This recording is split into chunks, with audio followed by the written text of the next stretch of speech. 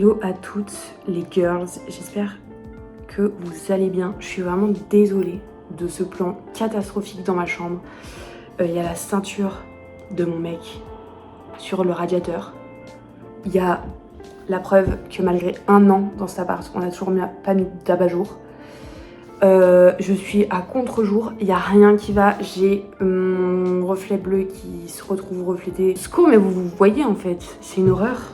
Bon, tant pis, vous verrez. Alors, je vous retrouve aujourd'hui parce que, en fait, j'ai regardé il n'y a pas si longtemps les vidéos YouTube d'une influenceuse qui s'appelle Océane Andrea. Je sais pas si vous connaissez.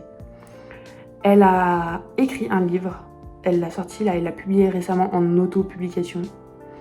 Et du coup, je me suis dit, j'ai trop envie, genre. Sa DA, la musique de ses vidéos, ça m'a donné envie d'en écrire un. Moi aussi, je vais faire une fiction, mais pas, je pense, le même sujet qu'elle du tout, parce que c'est pas du tout mon domaine. Donc voilà. Et donc du coup là, à l'heure actuelle, à l'heure où je vous parle, j'en suis au brouillon numéro 2, mais de la première partie. C'est-à-dire que j'ai commencé le premier brouillon, ça me plaisait plus. Et du coup, j'ai décidé de réécrire entièrement le premier brouillon. Et du coup, je vous filmerai tout ça. Voilà. On est actuellement le 7 octobre. Je suis en pyjama. Et du coup, je vais vous montrer un peu où j'en suis. On a ça. C'est la moitié du roman. C'est un peu problématique parce que du coup j'écris vite, mais j'écris surtout pas grand chose. Et du coup le souci c'est que j'aimerais que le roman il fasse à peu près 300-400 pages. Ce serait pas mal. Sachant qu'il donne la possibilité à un tome 2, donc c'est cool, mais ça c'était pas suffisant. Du coup j'avais écrit tout ça à la base et j'avais passé une commande pour recevoir ça. Parce que du coup, après avoir regardé les vidéos de Océane Andrea, j'ai remarqué qu'en fait il y avait beaucoup de choses qu'il fallait faire pour préparer un roman, notamment une timeline. Et même si en fait j'avais des post-it, j'en avais pas énormément, j'avais juste des post-it jaunes, genre grands classiques.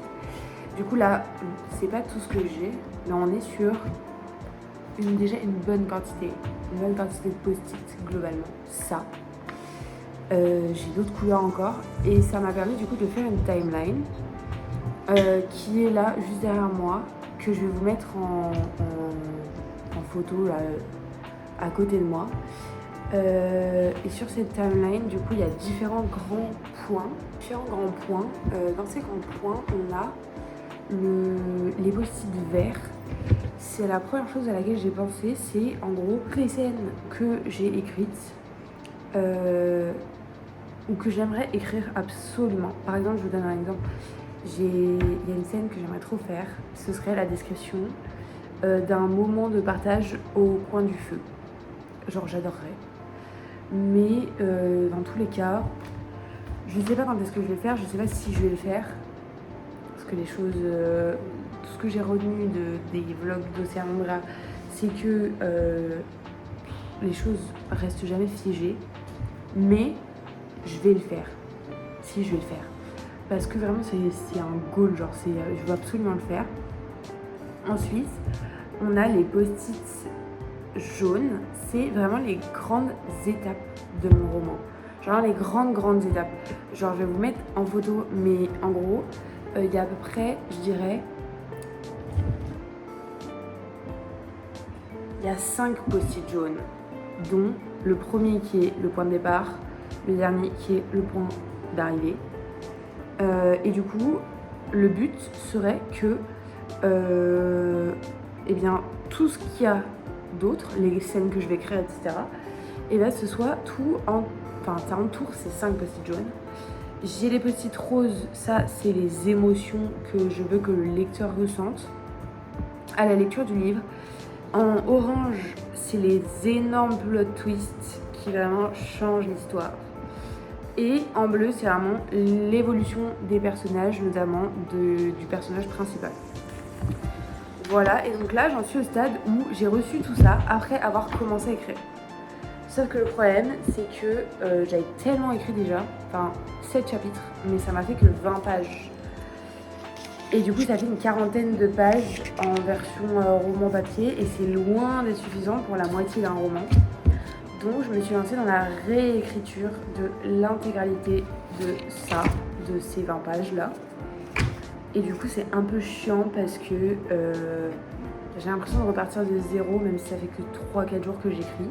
C'est quand même un peu désagréable d'avoir eu l'impression de pas mal créer et là de revenir à la case départ, de devoir refaire.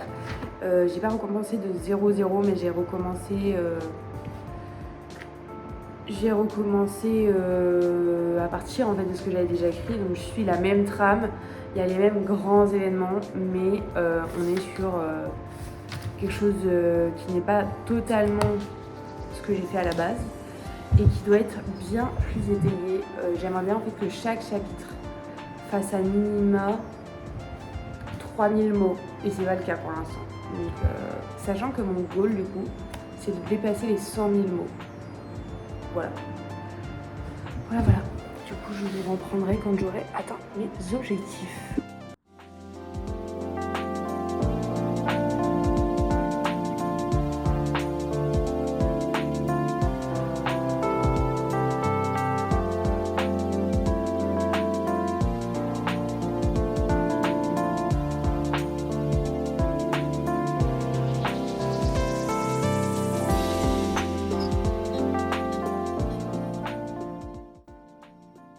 Je vous retrouve aujourd'hui, on est le 25 août 2025 avec une tête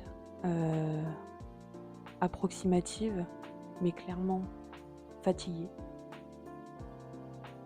Je suis en panne d'écriture, je suis en plein doute. En fait ça me fait penser un peu à une vidéo que j'avais vue de Océane Andrea du coup quand elle écrivait son roman et qu'elle disait qu'après les 50 000 mots elle commençait à galérer à écrire, à perdre la motivation, à plus savoir quoi dire, quoi écrire et j'ai l'impression d'être là-dedans, là, en plein dedans. Donc actuellement j'en suis à 57 107 mots pour être précise. En gros, si je cherche au bas mot combien de pages est-ce que ça fait, je vais vous dire ça tout de suite. Je parle avec le mauvais micro depuis quelques secondes. Donc j'espère vraiment que ça va quand même enregistrer ce que je vous ai dit. Qu'est-ce que je voulais dire ? Donc à l'heure actuelle, je suis très en énorme panne d'écriture. Je ne sais plus quoi dire. Bon, je sais pas ce que je fais avec ça, mais avec une main, j'arrive pas.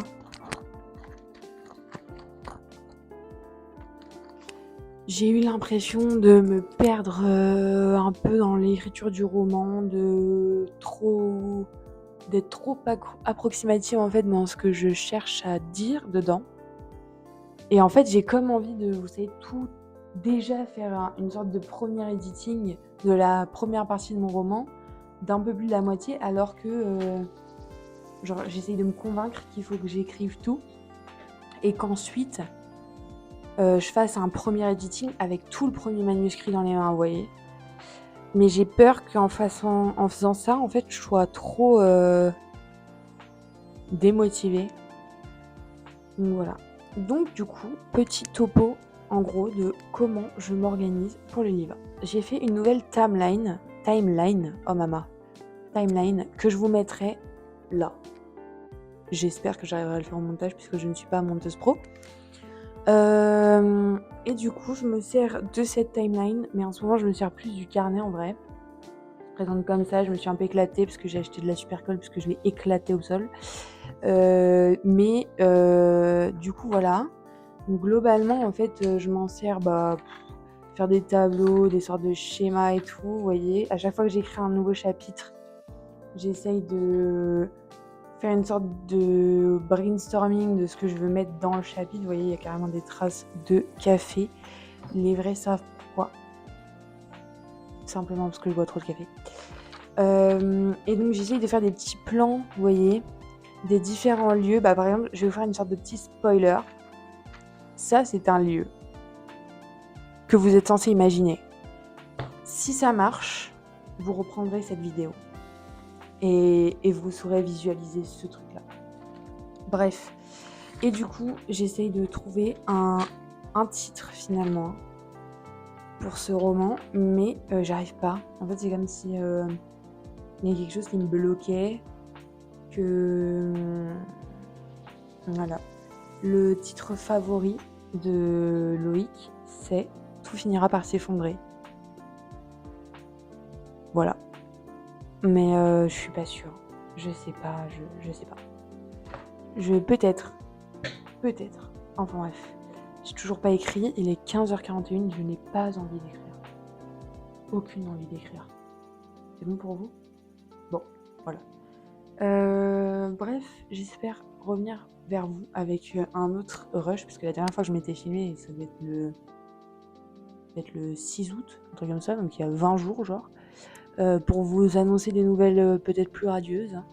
Mais j'en suis pas si sûre, parce que en fait, quand la vie perso, elle est trop compliquée, et bah ça, c'est tellement impacté que t'arrives plus à rien écrire. Et c'est chiant. Voilà, mais that's life, I guess. Donc on va éviter de se plaindre et essayer de se bouger le cul. Hein.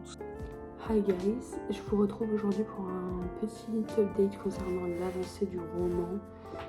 Du coup, conformément à ce que j'avais beaucoup lu sur différents médias, là je suis un peu en panne, pardonnez-moi pour le bruit, j'ai un petit peu du mal à trouver quoi écrire, quoi dire. Je suis sur une phase descendante du roman, donc je m'approche plus de la fin que du début, mais du coup c'est un petit peu compliqué de trouver quoi dire, de continuer sur la bonne lancée.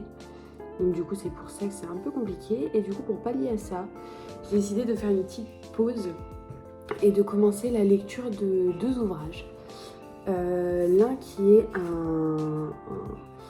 une sorte de manuel de conseils pour écrire un roman, donc où il y a toute une partie biographie et l'autre partie, pardonnez-moi pour le chat qui risque de passer. Ça va ? Ça, d'accord. Allez. Ouais, décide-toi. Tout va bien. Et l'autre partie des conseils purement d'écriture, donc c'est le roman de Stephen King, Mémoire d'un métier. Ce roman-là, il est plutôt pas mal, j'en ai eu pas mal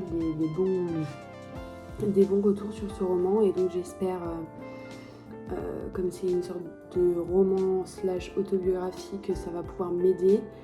J'ai eu pas mal de personnes qui disaient que dans la deuxième partie du roman, il y avait pas mal de conseils qui étaient vraiment bons à prendre pour écrire. Donc je vais étudier ça et lire ça. Et le deuxième roman que j'ai acheté, c'est plutôt un recueil de nouvelles, c'est du coup le livre de Océane Andrea, de son nom sur les réseaux, Océane Andrea, Au fil des jours. Je l'ai acheté, j'ai reçu aujourd'hui, je suis trop contente. J'avais très envie de le lire parce que du coup c'est une artiste, une écrivaine que j'ai suivie sur tout son processus d'écriture, ses changements d'envie, c'est tout ce genre de choses là. Et du coup j'avais vraiment envie de lire un petit peu le compte rendu de tout son travail d'écriture, de pouvoir voir ce que ça donne une personne qui écrit sans être écrivaine ou sans être en tout cas formée pour écrire, qui écrit vraiment quelque chose parce qu'elle en a envie, et de voir un petit peu ce que ça donne et le résultat que ça peut apporter. Voilà.